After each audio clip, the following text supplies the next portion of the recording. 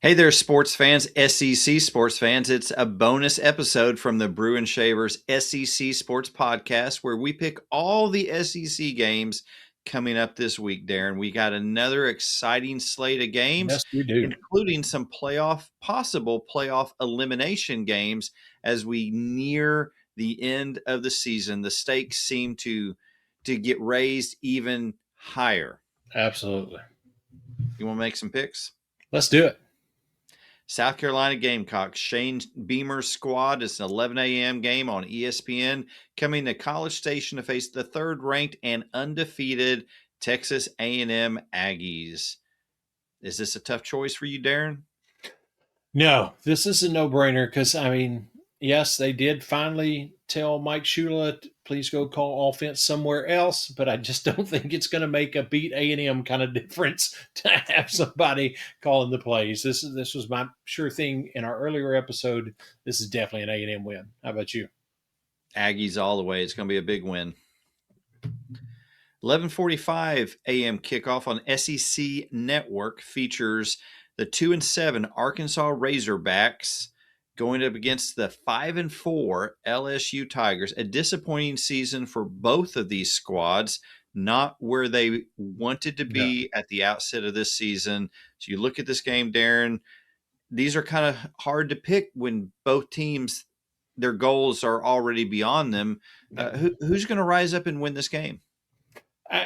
With it being in Baton Rouge, I think this is an LSU win. I think turnover margin could possibly be the tell of the game. If Taylor Green doesn't take care of the ball, throw some interceptions, which he's apt to do, give this LSU offense, which admittedly is struggling, but maybe give them a short field, catch the defense off guard. You get a couple of quick scores doing something like that.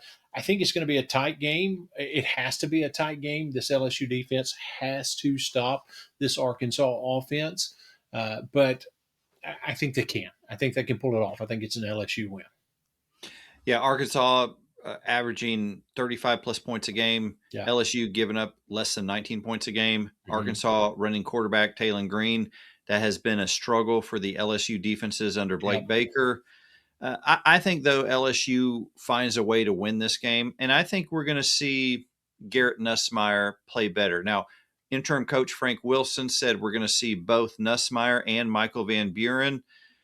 But Nussmeier's got 2 home games left in his entire career, and he can't go back and change what's already happened this season, but he can end well. And so this is an opportunity to end well, to have your last SEC game at home before they end with Western Kentucky and senior night next week. So I'm going to go with the Tigers here. A 12:30 p.m. kickoff on SEC Network. The undefeated 10-0 Tennessee Tech. Are they the Golden Eagles? Golden Eagles, yeah, yep.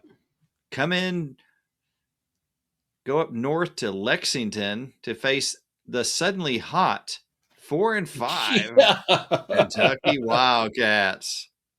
Yeah. Number one, Are you tempted to pick an upset here? Here's the thing. Number one, you got to give it to Mark Stoops. Early in the season, you didn't know if this could be a 5-win team, and it looks like they're sitting on the edge of at least 5 wins, if not possibly bowl eligible, depending on how their last couple of games go after this. But yeah, it's at least tempting. This Tennessee Tech team is 10-0. They're averaging 45 points a game. They have a plus 15 turnover margin. And again, I'll be honest and tell you, if this was 3 or 4 weeks ago, you might look at this as the game that finally just does the whole thing. The locker room falls apart. The team, everybody thinks, well, we can win this, and this kind of team, sneaks up on you.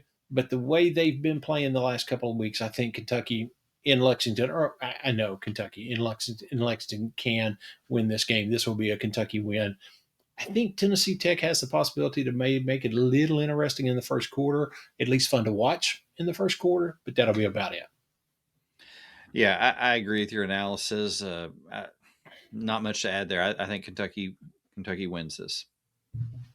A 2:30 p.m. game on ABC. The 12th ranked Oklahoma Sooners come to Tuscaloosa to face the fourth-ranked Alabama Crimson Tide. Oklahoma is playing for its playoff life. Is Yes. that going to be enough to topple the Crimson Tide? Yes, it will. This Oklahoma defense will do what they need to do to put the Oklahoma offense in the right place to be able to control this game. Playing for their life, this is an Oklahoma win. Boomer.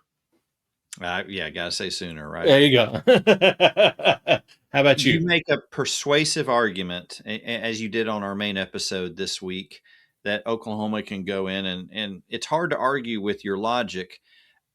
However, there's an emotional aspect to this game. A couple Mhm. of things. Number one, Alabama did not play well against LSU.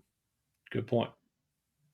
Number two, Oklahoma embarrassed them last year in Norman, Mm. effectively ending any hope they had for a playoff run. That's going to be on Alabama's mind. Yeah. So I've got Alabama winning a close one at home. Fun game. 3:15 p.m. kickoff on the SEC network. New Mexico State at 3-6 is coming to Knoxville to face the 25th ranked Tennessee Volunteers, Darren's second favorite SEC football team. Oh, yes. No. But even your distaste for the orange isn't enough to pick an No, upset here. I no. take it. As much as I would like to believe in New Mexico State and the Fighting Pavia came north to Nashville, so he's not there anymore. This is a 3-6 New Mexico State that barely can put points on the board. Obviously, at 21 points a game, and I'm already feeling pain for what this Tennessee offense is going to do to this team. It's going to get boring quick. They might even put a tight end in at quarterback in the fourth quarter, pull one of those high school moves. I think this is going to be out of control in a hurry. Yeah, agree. Big win for the Volunteers. A 6 p.m. game on ESPN. The spiraling Florida Gators at 3-6. Boy, that's hard to say. Three Yeah. and six. Wow. Wow. Travel to Oxford to face sixth-ranked Ole Miss, sitting at 9-1, with their eyes squarely set on a playoff run. Darren, is Ole Miss going to take care of business? I think they are.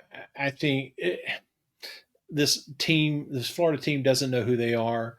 The Florida defense doesn't know who they are. The Florida offense doesn't know who they are. Don't even know who their starting quarterback is. There's just too much going on to be able to get it pulled together to do something against a team like this Ole Miss team, especially in Oxford. This is yeah. Honestly, this is an easy Ole Miss win. I'll be surprised if it's anything other than that. A lot of not knowing who they are. I felt like it took me back to my parents telling me that as a teenager. You don't even know who you are. Did you hear Green Day playing in the background? Yeah, I got Ole Miss winning big here. A 6:30 p.m. kickoff on ABC. The 11th ranked Texas Longhorns at 7-2 come into Athens to face the 5th ranked Georgia Bulldogs at 8-1. Do we see magic from Sark and Arch Manning and the Texas offense, or does Georgia take care of their business here?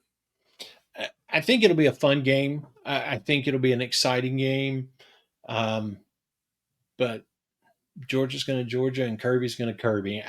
As much as I hate to see Texas's playoff team dreams come to an end this season, especially after the great run they had last year, this is where it comes to an end. That Georgia is going to, again, a fun game to watch, close game. I don't think anybody's getting blown out, but this will be a Georgia win.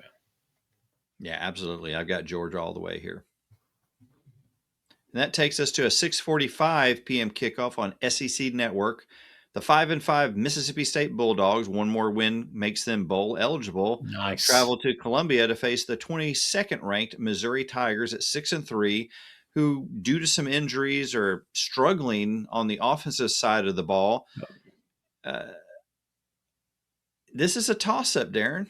Yeah, it really is. And honestly, I think where I come down on it is when you look at everything and how it kind of lines up. Yes, Mississippi State has 5 wins. Only one of those is SEC wins.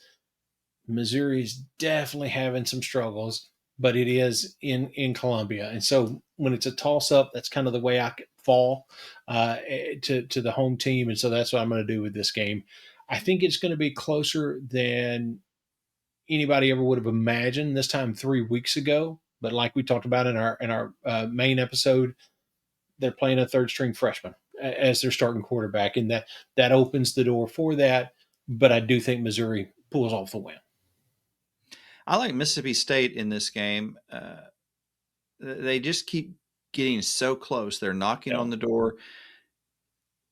I think they're hitting Missouri at the right time. that Unfortunately for makes sense. Missouri, I don't think they're going to figure out the quarterback situation in a week. So I've got the Bulldogs pulling off an upset. So, quick side note: I know we're only doing picks, but if they go to 6-4 and struggle and get like 6 or 7 wins for the rest of the season, does that open the door for Eli to start at least entertaining other offers? Because I they'll still imagine be there. They'll still be there. I imagine he already is. Yeah, Uh, he realizes there's a ceiling at Missouri. exactly. Yeah, that was my exact thought process. I totally agree. I hate it for Tiger fans. I mean, you talk about losing coaches. I hope they have like security guards posted around Clark Lee's house, like somebody's like pulled the phone line out from the outside of the house so the phone doesn't work. So I hate it, but I think you're spot on with that. I think that's exactly what's going on and will Yeah, go on.